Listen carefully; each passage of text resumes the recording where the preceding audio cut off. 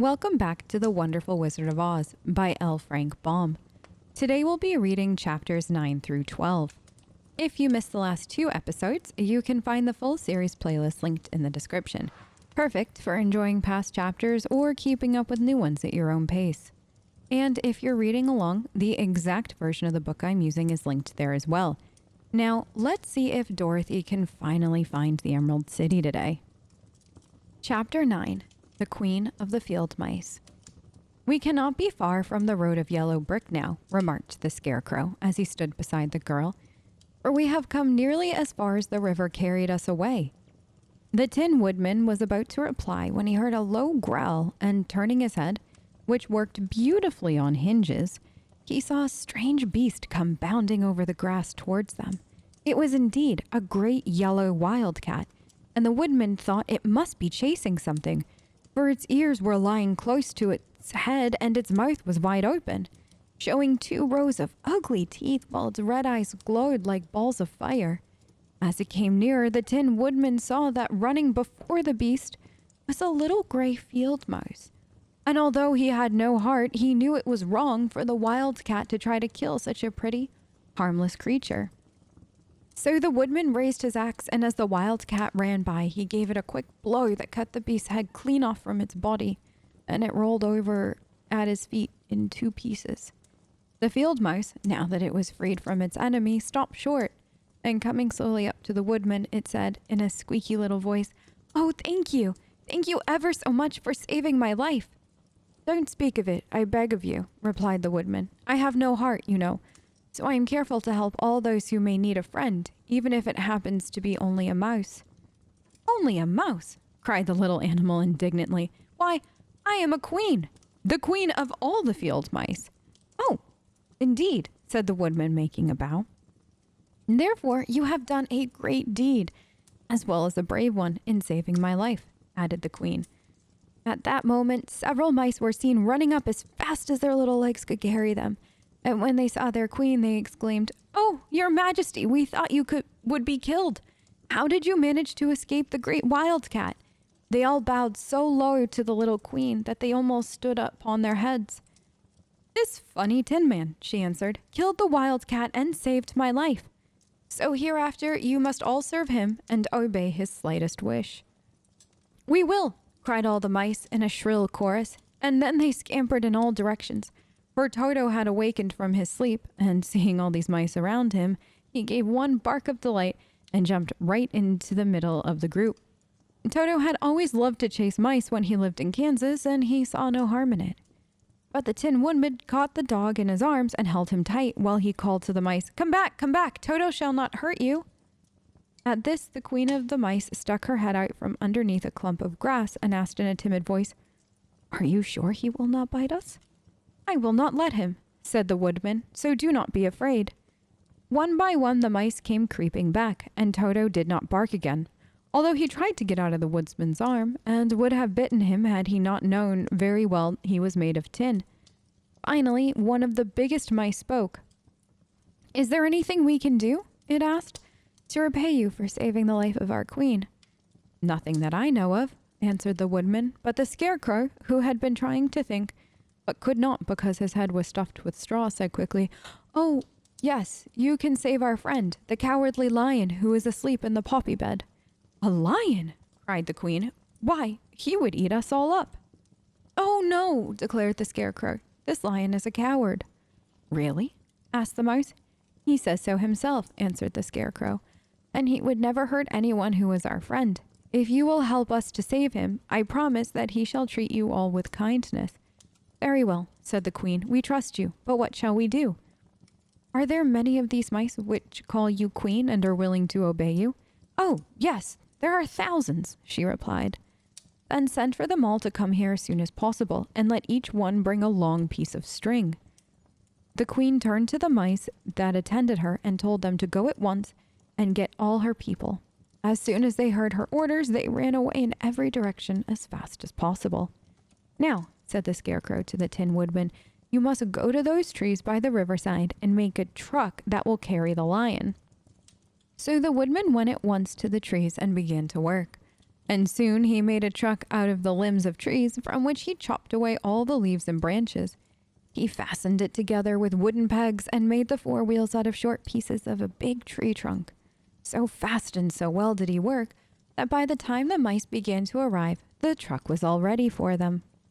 They came from all directions, and there were thousands of them, big mice and little mice and middle-sized mice, and each one brought a piece of string in his mouth. It was about this time that Dorothy woke from her long sleep and opened her eyes. She was greatly astonished to find herself lying upon the grass, with thousands of mice standing around and looking at her timidly. But the Scarecrow told her about everything, and, turning to the dignified little mouse, he said, "Permit me to introduce to you Her Majesty, the Queen." Dorothy nodded gravely, and the Queen made a curtsy, after which she became quite friendly with the little girl. The Scarecrow and the Woodman now began to fasten the mice to the truck, using the strings they had brought. One end of a string was tied around the neck of each mouse, and the other end to the truck. Of course, the truck was 1,000 times bigger than any of the mice who were to draw it. But when all the mice had been harnessed, they were able to pull it quite easily. Even the Scarecrow and the Tin Woodman could sit on it and were drawn swiftly by their queer little horses to the place where the lion lay asleep. After a great deal of hard work, for the lion was heavy, they managed to get him up on the truck. Then the Queen hurriedly gave her people the order to start, for she feared if the mice stayed among the poppies too long, they also would fall asleep. At first, the little creatures, many though they were, could hardly stir the heavy loaded truck. But the Woodman and the Scarecrow both pushed from behind, and they got along better. Soon, they rolled the lion out of the poppy bed to the green fields, where he could breathe the sweet, fresh air again, instead of the poisonous scent of the flowers. Dorothy came to meet them and thanked the little mice warmly for saving her companion from death. She had grown so fond of the big lion she was glad he had been rescued. Then the mice were unharnessed from the truck and scampered away through the grass to their homes. The Queen of the Mice was the last to leave. "If you ever need us again," she said, "come out into the field and call, and we shall hear you and come to your assistance. Goodbye." "Goodbye," they all answered, and away the Queen ran, while Dorothy held Toto tightly, lest he should run after her and frighten her. After this, they sat down beside the lion until he should awaken, and the Scarecrow brought Dorothy some fruit from a tree nearby, which she ate for her dinner. Chapter 10. The Guardian of the Gate. It was some time before the Cowardly Lion awakened, for he had lain among the poppies a long while, breathing in their deadly fragrance. But when he did open his eyes and roll off the truck, he was very glad to find himself still alive. "I ran as fast as I could," he said, sitting down and yawning, "but the flowers were too strong for me. How did you get me out?" Then they told him of the field mice and how they had generously saved him from death, and the Cowardly Lion laughed and said, "I have always thought myself very big and terrible, yet such little things as flowers came near to killing me, and such small animals as mice have saved my life. How strange it all is! But comrades, what shall we do now?" "We must journey on until we find the road of yellow brick again," said Dorothy, "and then we can keep on to the Emerald City." So the lion, being fully refreshed and feeling quite himself again, they all started upon the journey, greatly enjoying the walk through the soft, fresh grass. And it was not long before they reached the road of yellow brick and turned again towards the Emerald City, where the great Oz dwelt. The road was smooth and well paved now, and the country was beautiful, so that the travelers rejoiced in leaving the forest far behind, and with it the many dangers they had met in its gloomy shades. Once more they could see fences built beside the road, but these were painted green, and when they came to a small house, in which a farmer evidently lived, that was also painted green. They passed by several of these houses during the afternoon, and sometimes people came to the doors and looked at them as if they would like to ask questions. But no one came near them nor spoke to them because of the great lion, of which they were very much afraid.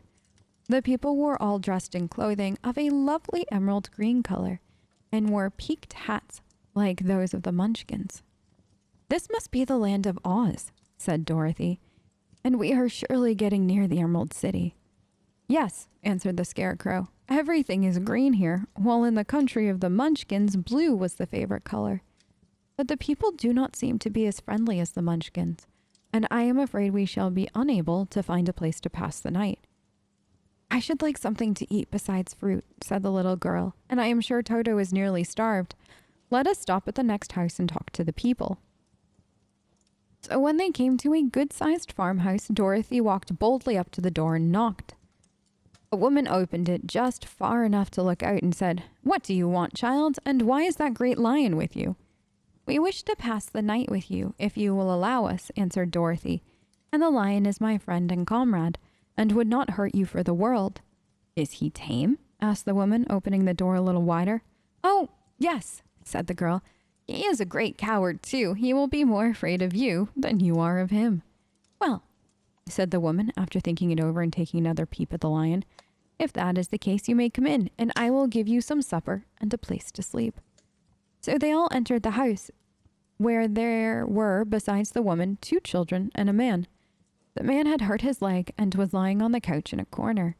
They seemed greatly surprised to see so strange a company, and while the woman was busy laying the table, the man asked, "Where are you all going?" "To the Emerald City," said Dorothy, "to see the Great Oz." "Oh, indeed!" exclaimed the man. "Are you sure that Oz will see you?" "Why not?" she replied. "Why, it is said that he never lets anyone come into his presence. I have been to the Emerald City many times, and it is a beautiful and wonderful place, but I have never been permitted to see the Great Oz, nor do I know of any living person who has seen him." "Does he never go out?" asked the Scarecrow. "Never. He sits day after day in the great throne room of his palace, and even those who wait upon him do not see him face to face." "What is he like?" asked the girl. "That is hard to tell," said the man thoughtfully. "You see, Oz is a great wizard and can take on any form he wishes, so that some say he looks like a bird, and some say he looks like an elephant, and some say he looks like a cat.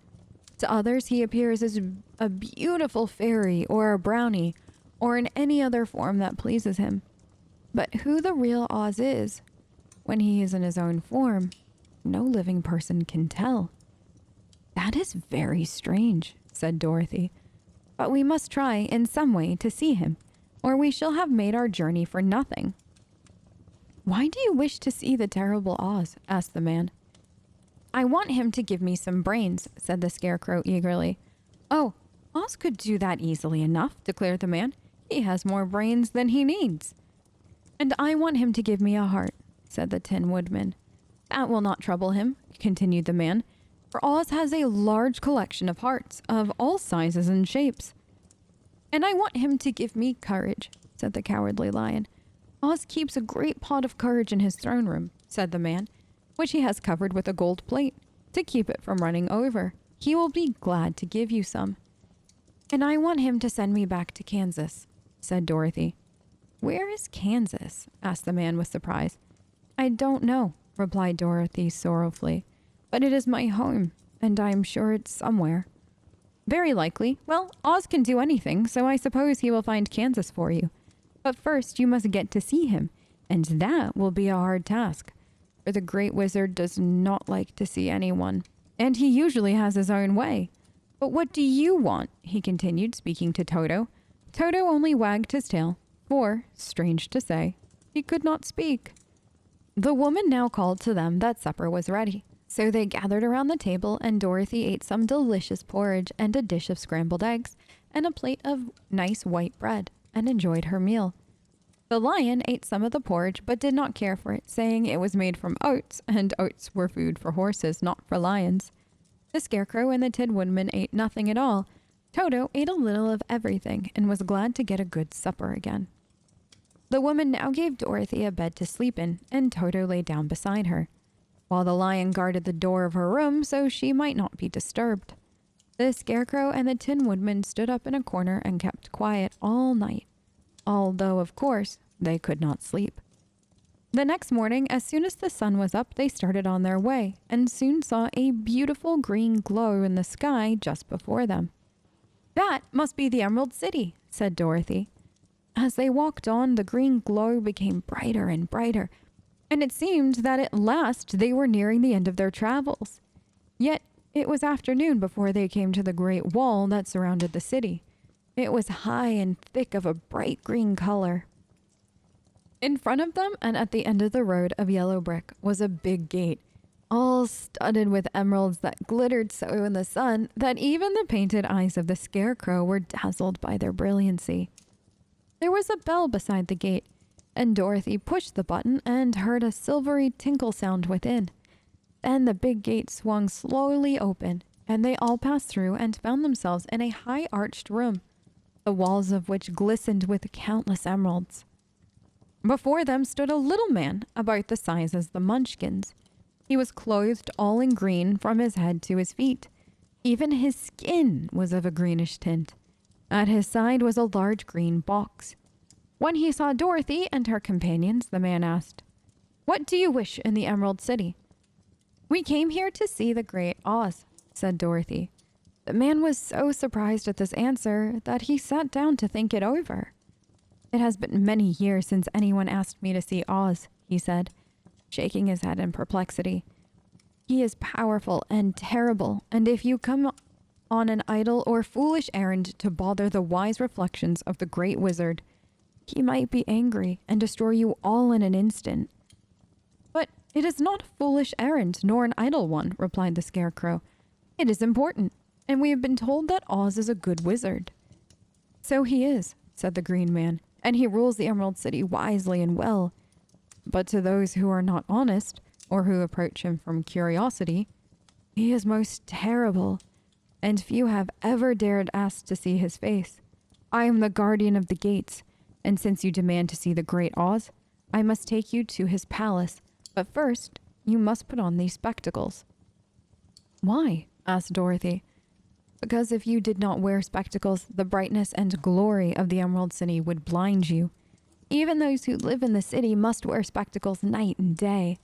They are all locked on, for Oz so ordered it when the city was first built, and I have the only key that will unlock them." He opened the big box, and Dorothy saw it was filled with spectacles of every size and shape. All of them had green glass in them. The guardian of the gates found a pair that would just fit Dorothy and put them over her eyes. There were 2 golden bands fastened to them that passed around the back of her head, where they were locked together by a little key that was at the end of the chain the guardian of the gates wore around his neck. When they were on, Dorothy could not take them off had she wished, but of course she did not wish to be blinded by the glare of the Emerald City, so she said nothing. Then the Green Man fitted spectacles for the Scarecrow and the Tin Woodman and the Lion, and even on little Toto, and all were locked fast with the key. Then the guardian of the gates put on his own glasses and told them he was ready to show them to the palace. Taking a big golden key from a peg on the wall, he opened another gate, and they all followed him through the portal into the streets of the Emerald City. Chapter 11. The Wonderful City of Oz. Even with eyes protected by the green spectacles, Dorothy and her friends were at first dazzled by the brilliancy of the wonderful city. The streets were lined with beautiful houses, all built of green marble and studded everywhere with sparkling emeralds. They walked over a pavement of the same green marble, and where the blocks were joined together were rows of emeralds, set closely and glittering in the brightness of the sun. The window panes were of green glass. Even the sky above the city had a green tint, and the rays of the sun were green. There were many people, men, women, and children, walking about, and these were all dressed in green clothes and had greenish skin. They looked at Dorothy and her strangely assorted company with wondering eyes, and the children all ran away and hid behind their mothers when they saw the lion. But no one spoke to them. Many shops stood in the street, and Dorothy saw that everything in them was green. Green candy and green popcorn were offered for sale, as well as green shoes, green hats, and green clothes of all sorts. At one place, a man was selling green lemonade, and when the children bought it, Dorothy could see that they paid for it with green pennies. There seemed to be no horses nor animals of any kind. The men carried things around in little green carts, which they pushed before them. Everyone seemed happy and contented and prosperous. The guardian of the gates led them through the streets until they came to a big building exactly in the middle of the city, which was the Palace of Oz, the Great Wizard. There was a soldier before the door, dressed in a green uniform and wearing a long green beard. "Here are strangers," said the guardian of the gates to him, "and they demand to see the Great Oz." "Step inside," answered the soldier, "and I will carry your message to him." So they passed through the palace gates and were led into a big room with a green carpet and lovely green furniture set with emeralds. The soldier made them all wipe their feet upon a green mat before entering this room, and when they were seated, he said politely, "Please make yourselves comfortable while I go to the door of the throne room and tell Oz you are here."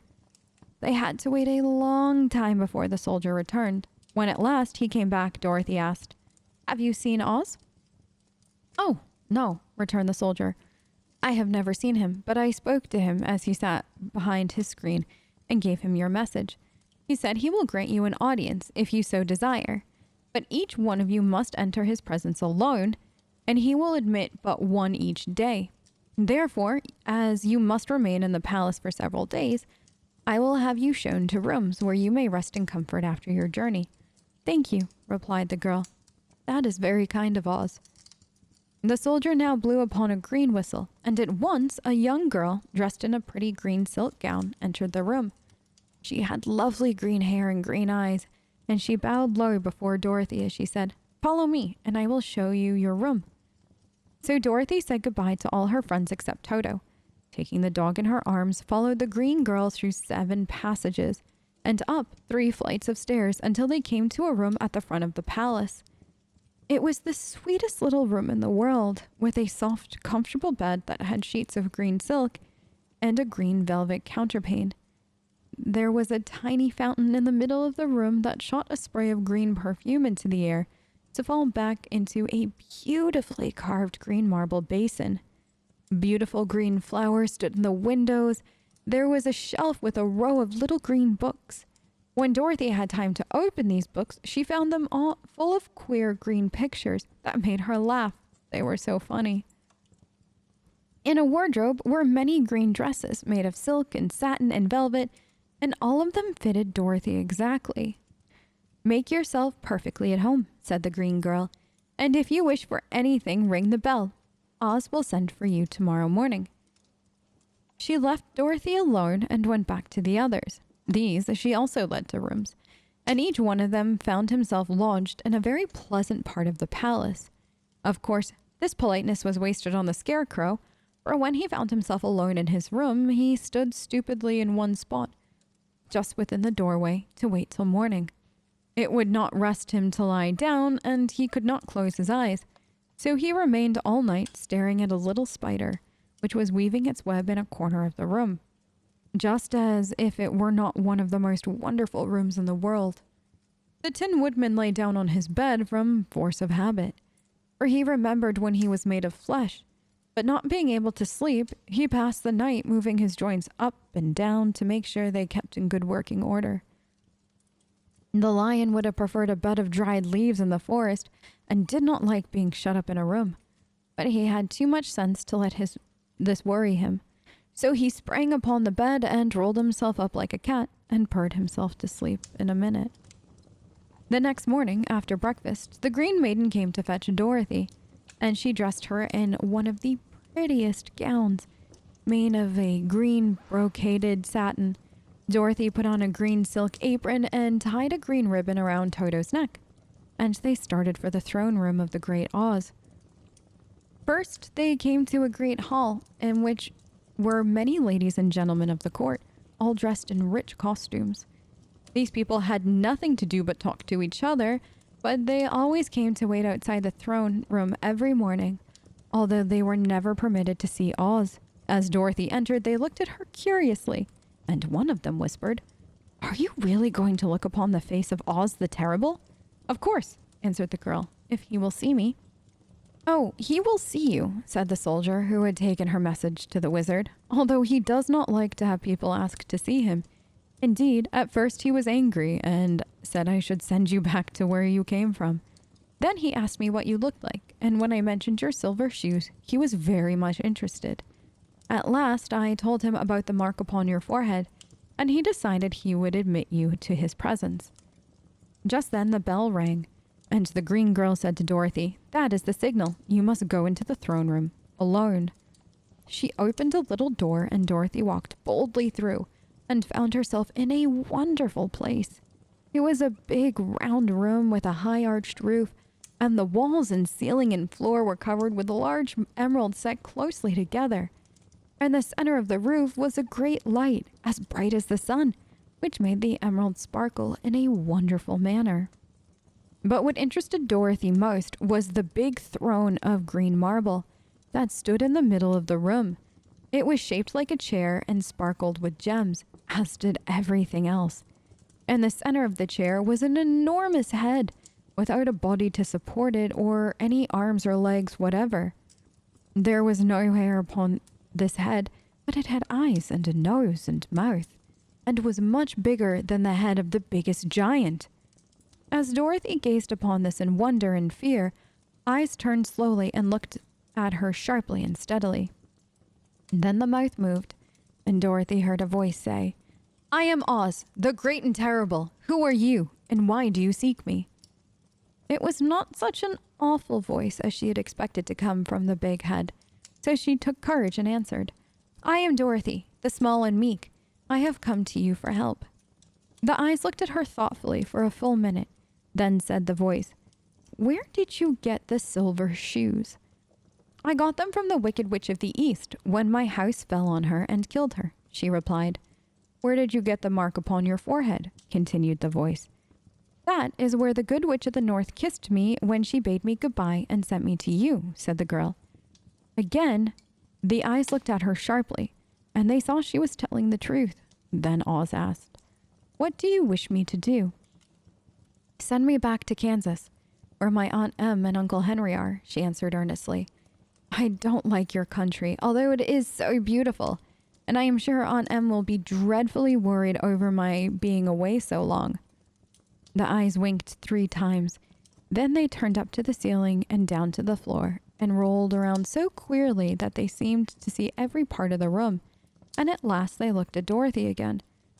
"Why should I do this for you?" asked Oz. "Because you are strong and I am weak. Because you are the great wizard and I am only a little girl." "But you are strong enough to kill the Wicked Witch of the East," said Oz. "That just happened," returned Dorothy simply. "I could not help it." "Well," said the head, "I will give you my answer. You have no right to expect me to send you back to Kansas unless you do something for me in return. In this country, everyone must pay for everything he gets. If you wish me to use my magic power to send you home again, you must do something for me first. Help me, and I will help you." "What must I do?" asked the girl. "Kill the Wicked Witch of the West," answered Oz. "But I cannot!" exclaimed Dorothy, greatly surprised. "You killed the Witch of the East, and you wear the silver shoes, which you bear a powerful charm. There is now but one Wicked Witch left in all this land, and when you can tell me she is dead, I will send you back to Kansas, but not before." The little girl began to weep. She was so much disappointed, and the eyes winked again and looked upon her anxiously, as if the great Oz felt that she could help him if she would. "I never killed anything willingly," she sobbed. "Even if I wanted to, how could I kill the Wicked Witch? If you, who are great and terrible, cannot kill her yourself, how do you expect me to do it?" "I do not know," said the head, "but that is my answer. And until the Wicked Witch dies, you will not see your uncle and aunt again. Remember that the witch is wicked, tremendously wicked, and ought to be killed. Now go, and do not ask to see me again until you have done your task." Sorrowfully, Dorothy left the throne room and went back to where the Lion and Scarecrow and the Tin Woodman were waiting to hear what Oz had said to her. "There is no hope for me," she said sadly, "for Oz will not send me home until I have killed the Wicked Witch of the West, and that I can never do." Her friends were sorry, but could do nothing to help her, so Dorothy went to her own room and lay down on the bed and cried herself to sleep. The next morning, the soldier with the green whiskers came to the Scarecrow and said, "Come with me, for Oz has sent for you." So the Scarecrow followed him and was admitted into the great throne room, where he saw, sitting in the emerald throne, a most lovely lady. She was dressed in green silk gauze and wore upon her flowering green locks a crown of jewels. Growing from her shoulders were wings, gorgeous in color, and so light that they fluttered if the slightest breath of air reached them. When the Scarecrow had bowed, as prettily as his straw stuffing would let him, before this beautiful creature, she looked upon him sweetly and said, "I am Oz, the great and terrible. Who are you? Why do you seek me?" Now the Scarecrow, who had expected to see the great head Dorothy had told him of, was much astonished, but he answered her bravely, "I am only a scarecrow, stuffed with straw. Therefore I have no brains, and I come to you praying that you will put brains in my head instead of straw, so that I may become as much a man as any other in your dominions." "Why should I do this for you?" asked the lady. "Because you are wise and powerful, and no one else can help me," answered the Scarecrow. "I never grant favors without some return," said Oz, "but this much I will promise. If you kill for me the Wicked Witch of the West, I will bestow upon you a great many brains, and such good brains that you will be the wisest man in all the land of Oz." "I thought you asked Dorothy to kill the witch," said the Scarecrow in surprise. "So I did. I do not care who kills her, but until she is dead, I will not grant your wish. Now go, and do not seek me again until you have earned the brains you so greatly desire." And the Scarecrow went sorrowfully back to his friends and told them what Oz had said. And Dorothy was surprised to find that the great wizard was not a head as she had seen him, but a lovely lady. "All the same," said the Scarecrow, "she needs a heart as much as the Tin Woodman." On the next morning, the soldier with green whiskers came to the Tin Woodman and said, "Oz has sent for you. Follow me." So the Tin Woodman followed him and came to the great throne room. He did not know whether he would find Oz a lovely lady or a head, but he hoped it would be the lovely lady. "For," he said to himself, "if it is the head, I am sure I shall not be given a heart, since a head has no heart of its own and therefore cannot feel for me. But if it is the lovely lady, I shall beg hard for a heart, for all ladies are themselves said to be kindly hearted." But when the woodman entered the great throne room, he saw neither the head nor the lady, for Oz had taken the shape of a most terrible beast. It was nearly as big as an elephant, and the green throne seemed hardly strong enough to hold its weight. The beast had a head like that of a rhinoceros, only there were 5 eyes in its face. There were 5 long arms growing out of its body, and it also had 5 long, slim legs. Thick, woolly hair covered every part of it, and a more dreadful-looking monster could not be imagined. It was fortunate the Tin Woodman had no heart at that moment, for if it would have beat loud and fast from terror. But being only tin, the Woodman was not at all afraid, although he was much disappointed. "I am Oz, the great and terrible," spoke the beast in a voice that was one great roar. "Who are you, and why do you seek me?" "I am a woodman and made of tin. Therefore I have no heart and cannot love. I pray you to give me a heart that I may be as other men are." "Why should I do this?" demanded the beast. "Because I ask it, and you alone can grant my request," answered the woodman. Oz gave a low growl at this, but said gruffly, "If you indeed desire a heart, you must earn it." "How?" asked the woodman. "Help Dorothy to kill the Wicked Witch of the West," replied the beast. "When the witch is dead, come to me, and I will then give you the biggest and kindest and most loving heart in all the land of Oz." So the Tin Woodman was forced to return sorrowfully to his friends and tell them of the terrible beast he had seen. They all wondered greatly at the many forms the great wizard could take upon himself, and the lion said, "If he is a beast when I go to see him, I shall roar my loudest and so frighten him that he will grant all I ask. And if he is the lovely lady, I shall pretend to spring upon her and so compel her to do my bidding. And if he is the great head, he will be at my mercy, for I will roll this head all about the room until he promises to give us what we desire. So be of good cheer, my friends, for all will yet be well." The next morning, the soldier with the green whiskers led the lion to the great throne room and bade him enter the presence of Oz. The lion at once passed through the door and, glancing around, saw, to his surprise, that before the throne was a ball of fire. so fierce and glowing he could scarcely bear to gaze upon it. His first thought was that Oz had by accident caught on fire and was burning up, but when he tried to go nearer, the heat was so intense that it singed his whiskers, and he crept back tremblingly to a spot near the door. Then a low, quiet voice came from the ball of fire, and these were the words it spoke. "I am Oz, the great and terrible. Who are you, and why do you seek me?" The lion answered, "I am a cowardly lion, afraid of everything. I came to beg that you give me courage, so that in reality I may become the king of beasts, as men call me." "Why should I give you courage?" demanded Oz. "Because of all wizards you are the greatest, and alone have the power to grant my request," answered the lion. The ball of fire burned fiercely for a time, and the voice said, "Bring me proof that the wicked witch is dead. In that moment I will give you courage, but as long as the witch lives, you must remain a coward." The lion was angry at this speech, but could say nothing in reply, and while he stood silently gazing at the ball of fire, it became so furiously hot that he turned tail and rushed from the room. He was glad to find his friends waiting for him, and told them of his terrible interview with the wizard. "What shall we do now?" asked Dorothy sadly. "There's only one thing we can do," returned the lion, "and that is to go to the land of the Winkies, seek out the wicked witch, and destroy her." "But suppose we cannot," said the girl. "Then I shall never have courage," declared the lion. "And I shall never have brains," added the scarecrow. "And I shall never have a heart," spoke the Tin Woodman. "And I shall never see Aunt Em and Uncle Henry," said Dorothy, beginning to cry. "Be careful," cried the green girl. "The tears will fall upon your silk gown and spot it." So Dorothy dried her eyes and said, "I suppose we must try it, but I am sure I do not want to kill anybody, even to see Aunt Em again." "I will go with you, but I'm too much of a coward to kill the witch," said the lion. "I will go too," declared the scarecrow, "but I shall not be of much help to you. I am such a fool." "I haven't the heart to harm even a witch," remarked the Tin Woodman, "but if you go, I certainly shall go with you."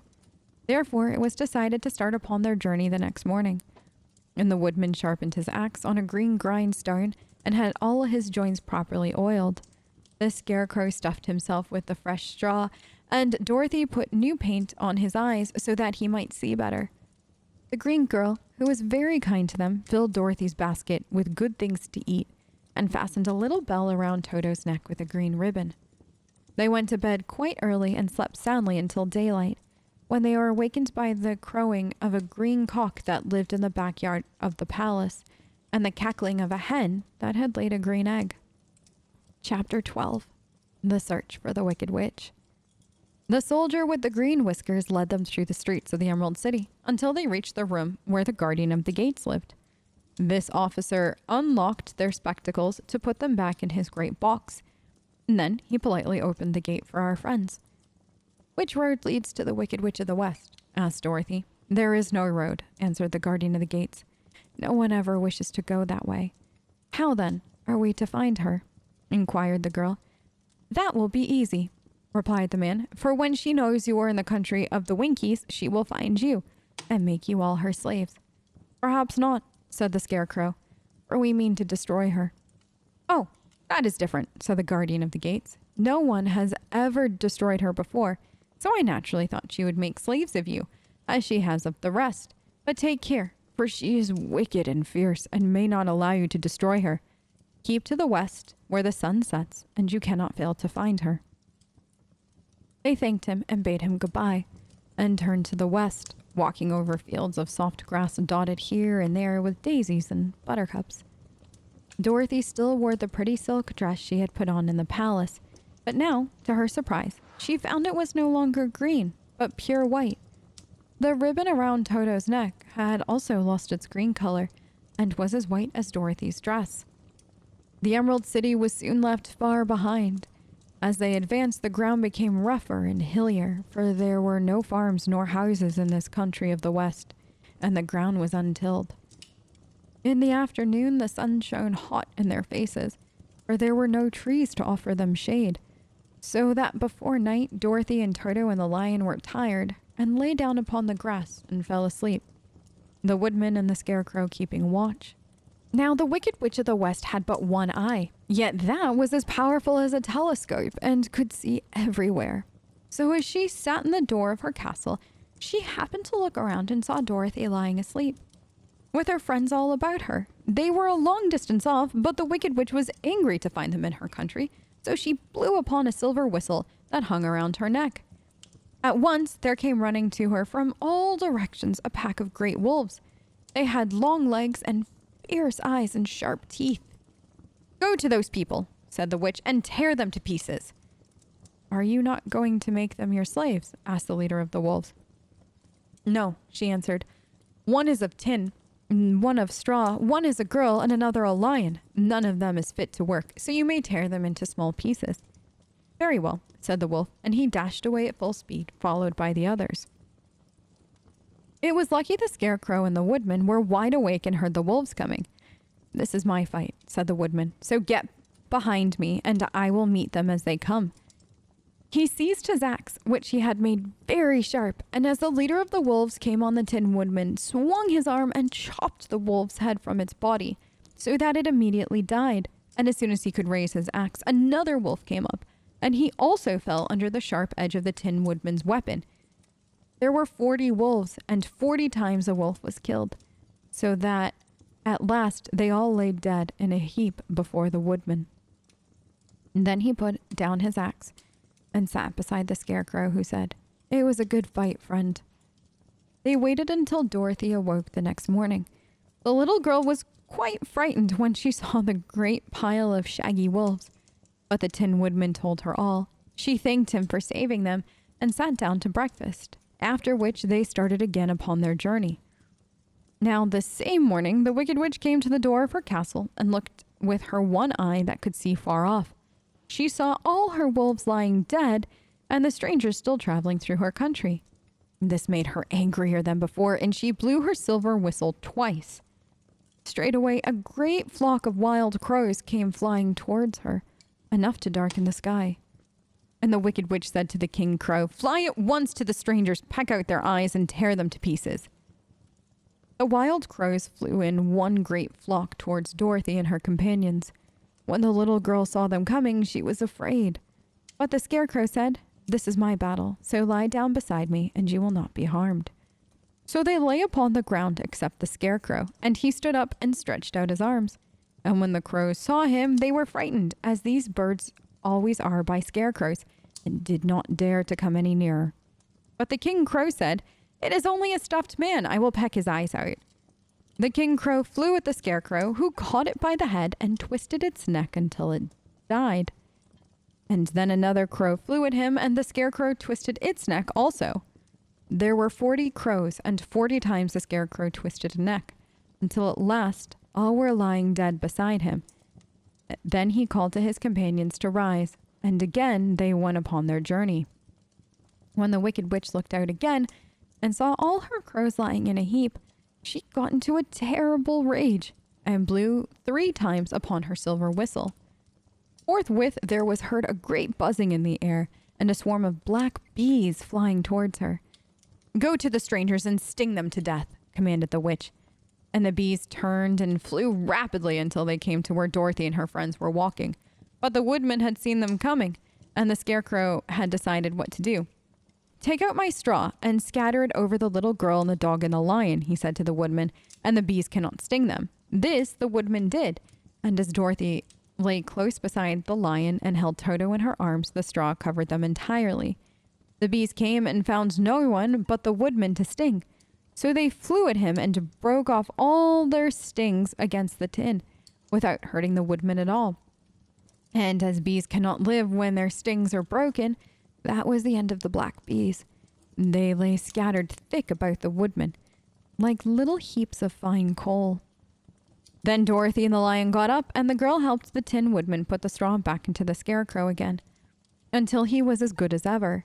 So they started upon their journey once more.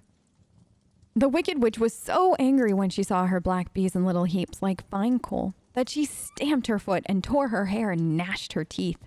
And then she called a dozen of her slaves, who were the Winkies, and gave them sharp spears, telling them to go to the strangers and destroy them. The Winkies were not a brave people. But they had to do as they were told, so they marched away until they came near to Dorothy. Then the lion gave a great roar and sprang towards them, and the poor Winkies were so frightened that they ran back as fast as they could. When they returned to the castle, the Wicked Witch beat them well with a strap and sent them back to their work. After which she sat down to think what she should do next. She could not understand how all her plans to destroy these strangers had failed. But she was a powerful witch, as well as a wicked one, and she soon made up her mind how to act. There was, in her cupboard, a golden cap, with a circle of diamonds and rubies running around it. This golden cap had a charm. Whoever owned it could call 3 times upon the winged monkeys, who would obey any order they were given. But no person could command these strange creatures more than 3 times. Twice already, the Wicked Witch had used the charm of the cap. Once was when she had made the Winkies her slaves, and set herself to rule over their country. The winged monkeys had helped her do this. The second time was when she had fought against the great Oz himself, and driven him out of the land of the West. The winged monkeys had also helped her in doing this. Only once more could she use this golden cap, for which reason she did not like to do so until all other powers were exhausted. But now that her fierce wolves and her wild crows and her stinging bees were gone, and her slaves had been scared away by the cowardly lion, she saw there was only one way left to destroy Dorothy and her friends. So the Wicked Witch took the golden cap from her cupboard and placed it upon her head. Then she stood upon her left foot and said slowly, "Ep, pay, pep, pay, cock, kay." Next, she stood upon her right foot and said, "Hill, low, hole, low, hell, low." After this, she stood upon both feet and cried in a loud voice, "Ziz, zee, zuz, zee, zik." Now the charm began to work. The sky was darkened, and a low rumbling sound was heard in the air. There was a rushing of many wings, a great chattering and laughing, and the sun came out of the dark sky to show the Wicked Witch surrounded by a crowd of monkeys, each with a pair of immense and powerful wings on his shoulders. One, much bigger than the others, seemed to be their leader. He flew close to the witch and said, "You have called us for the 3rd and last time. What do you command?" "Go to the strangers who are within my land and destroy them all except the lion," said the Wicked Witch. "Bring that beast to me, for I have a mind to harness him like a horse and make him work." "Your commands shall be obeyed," said the leader. Then, with a great deal of chattering and noise, the winged monkeys flew away to the place where Dorothy and her friends were walking. Some of the monkeys seized the Tin Woodman and carried him through the air until they were over a country thickly covered with sharp rocks. Here, they dropped the poor woodman, who fell a great distance to the rocks, where he lay so battered and dented that he could neither move nor groan. Others of the monkeys caught the scarecrow, and with their long fingers pulled all of the straw out of his clothes and head. They made his hat and boots and clothes into small bundles and threw them into the top branches of a tall tree. The remaining monkeys threw pieces of stout rope around the lion and wound many coils around his body and head and legs until he was unable to bite or scratch or struggle in any way. Then they lifted him up and flew away with him to the witch's castle, where he was placed in a small yard with a high iron fence around it, so that he could not escape. But Dorothy they did not harm at all. She stood with Toto in her arms, watching the sad fate of her comrades and thinking it would soon be her turn. The leader of the winged monkeys flew up to her, his long, hairy arms stretched out and his ugly face grinning terribly. But he saw the mark of the good witch's kiss upon her forehead and stopped short, motioning the others not to touch her. "We dare not harm this little girl," he said to them, "for she is protected by the power of good, and that is greater than the power of evil. All we can do is carry her to the castle of the Wicked Witch and leave her there." So carefully and gently, they lifted Dorothy in their arms and carried her swiftly through the air until they came to the castle, where they set her down upon the front doorstep. Then the leader said to the witch, "We have obeyed you as far as we were able. The Tin Woodman and the Scarecrow were destroyed, and the lion is tied up in your yard. The little girl we dare not harm, nor the dog she carries in her arms. Your power over our band is now ended, and you will never see us again." Then all the winged monkeys, with much laughing and chattering noise, flew into the air and were soon out of sight. The Wicked Witch was both surprised and worried when she saw the mark on Dorothy's forehead, for she knew well that neither the winged monkeys nor she herself dare hurt the girl in any way. She looked down at Dorothy's feet and, seeing the silver shoes, began to tremble with fear, for she knew what a powerful charm belonged to them. At first, the witch was tempted to run away from Dorothy, but she happened to look into the child's eyes and saw how simple the soul behind them was, that the little girl did not know the wonderful power the silver shoes gave her. So the Wicked Witch laughed to herself and thought, "I can still make her my slave, for she does not know how to use her power." Then she said to Dorothy harshly and severely, "Come with me, and see that you mind everything I tell you, for if you do not, I will make an end of you, as I did of the Tin Woodman, and the Scarecrow." Dorothy followed her through many of the beautiful rooms in her castle until they came to the kitchen, where the witch bade her clean the pots and kettles and sweep the floor and keep the fire fed with wood.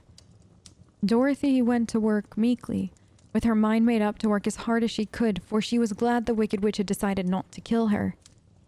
With Dorothy hard at work, the witch thought she would go into the courtyard and harness the Cowardly Lion like a horse. It would amuse her, she was sure, to make him draw her chariot wherever she wished to go to drive. But as she opened the gate, the lion gave a loud roar and bounded at her so fiercely that the witch was afraid, and ran out and shut the gate again. "If I cannot harness you," said the witch to the lion, speaking through the bars of the gate, "I can starve you, and you shall have nothing to eat until you do as I wish." So after that, she took no food to the imprisoned lion. But every day she came to the gate at noon and asked, "Are you ready to be harnessed like a horse?" And the lion would answer, "No, if you come in this yard, I will bite you." The reason the lion did not have to do as the witch wished was that every night, while the woman was asleep, Dorothy carried him food from the cupboard. After he had eaten, he would lie down on his bed of straw, and Dorothy would lie beside him and put her head on his soft, shaggy mane while they talked of their troubles and tried to plan some way to escape. But they could find no way to get out of the castle, for it was constantly guarded by the yellow Winkies, who were the slaves of the Wicked Witch and too afraid of her not to do as she told them. The girl had to work hard during the day, and often the witch threatened to beat her with the same old umbrella she always carried in her hand. But in truth, she did not dare to strike Dorothy because of the mark upon her forehead. The child did not know this, and was full of fear for herself and Toto. Once the witch struck Toto a blow with her umbrella, and the brave little dog flew at her and bit her leg in return. The witch did not bleed where she was bitten, for she was so wicked that the blood in her had dried up many years before. Dorothy's life became very sad as she grew to understand that it would be harder than ever to get back to Kansas and Aunt Em again.